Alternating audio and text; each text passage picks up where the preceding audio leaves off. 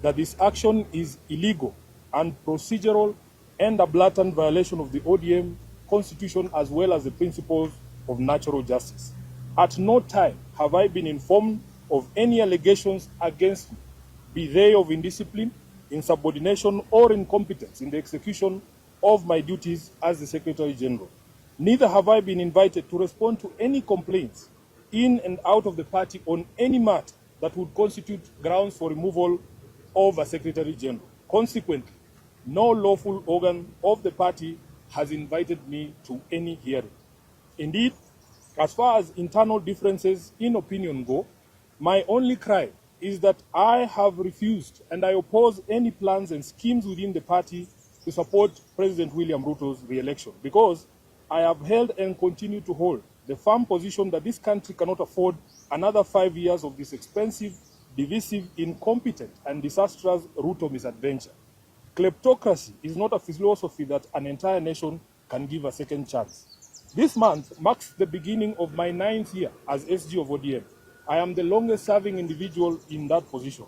To serve that long at the feet of the enigmatic Raila Odinga needed one to summon all reservoirs of wisdom from all possible sources, but most importantly, to remain a true and loyal student of the great icon. Even in the current circumstances, I would never betray the ideals and principles of my late party leader. I have served this party with loyalty, diligence, and unwavering commitment because I had a leader in Raila who nurtured young people and young leaders and knew how to bring competing interests and egos into one functional movement. Together, we have defended the Constitution, strengthened internal party structures, and safeguarded the voice of millions of Kenyans who believe in social justice and accountable leadership. My record speaks for itself, and it always will. It is in public domain that my opposition to the party's dalliance with Ruto started long before the Right Honorable Raila passed on. He understood my reasons and accommodated them. It is also a known fact that regardless of what political deals Raila struck with different regimes, he would never have allowed his beloved party to be turned into a mere appendage of State House, where decisions are rubber-stamped after instructions are received from the regime. It is painful to note that sections of the party continue to desecrate the legacy and memory of Raila by turning this party into a theater of the illegal. Just last week, on 3rd February, a Gazette notice was released purporting to legitimize the recent changes in party leadership, with the rider asking for public input within 7 days, even though the stated date had lapsed by 3 weeks. Essentially, those who now purport to run the party are aware that, for instance, the new party leader was installed unprocedural and unconstitutional. These shortcuts and illegal edicts reflect the bad manners that progressive institutions and individuals pick up as soon as they get cozy with William Ruto. I leave it to the party members to judge if this really is the path that the Right Honorable Raila Odinga had set for us. Just 4 months after his death, we can all agree that Raila must be turning in his grave. In recent times, many respected personalities within the movement have reached out to me and the rest of the leadership, seeking a middle ground of unity, at least until the National Delegates Convention is called. I may not mention all of them, but the party trustees, and they know themselves, as well as Mama Ida Odinga and Her Excellency Ruth Odinga, the women representative for Kisumu, among others, have worked tirelessly to try and unite the party and renew the spirit of Raila in the party. But it seems the rest of the leadership, answering to instructions from elsewhere, has been unable to embrace dialogue. I want to assure our members across the country that this is not about positions. It is about principle. It is about protecting the integrity of our party. It is about ensuring that ODM remains a democratic institution governed by rules and not by impulses. And whatever actions I take from here, obviously after wide consultations, I will do so with my head held high, knowing full well that I have never once let down my leader, the Right Honorable Raila Odinga, or the members of this party who are its backbone. As I said in Busia, Raila did not raise cowards. He did not teach us to run away from hardship or challenges, but to confront them head on. Our party constitution places a responsibility on us to fight for ODM, and fight we shall. Through all lawful means, we shall fight for this great institution until the very end. We will challenge every illegality in the courts of law and in the court of public opinion. Surrender is not an option for us. I urge our members to remain calm, steadfast, and committed to the ideals that brought us together. ODM is bigger than any individual, and it must remain anchored in justice, transparency, and respect for its own constitution. Even as we confront the spectacle of stagnation against progress and liberal versus conservative clashes in our politics, we shouldn't fall for the allure of easy largesse and cheap promises made to the electorate for the sole purpose of perpetuating the age-old slavery visited on citizens of this nation by a regime lacking in legitimacy. I remain a loyal member and the duly elected Secretary General of the ODM party.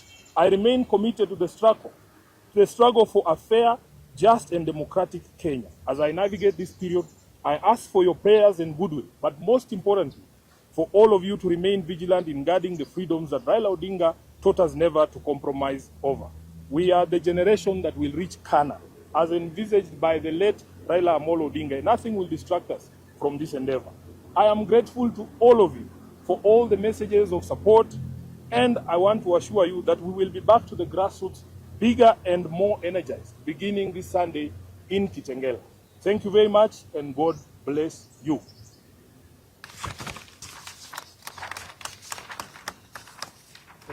So we will allow the Deputy Party Leader to say a few things.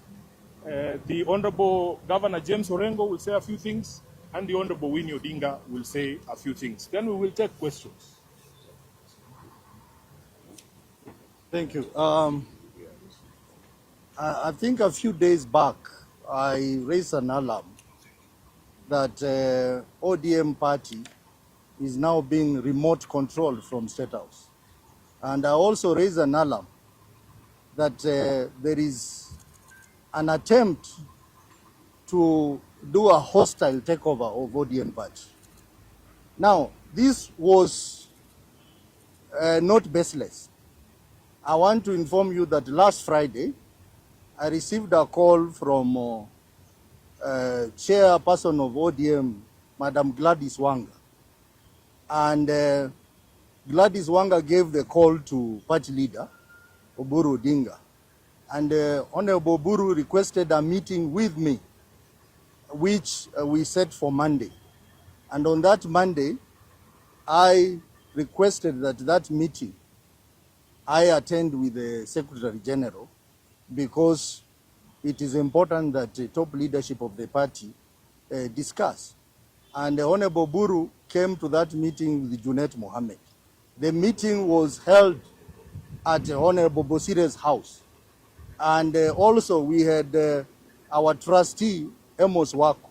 And in that meeting, we raised a number of issues.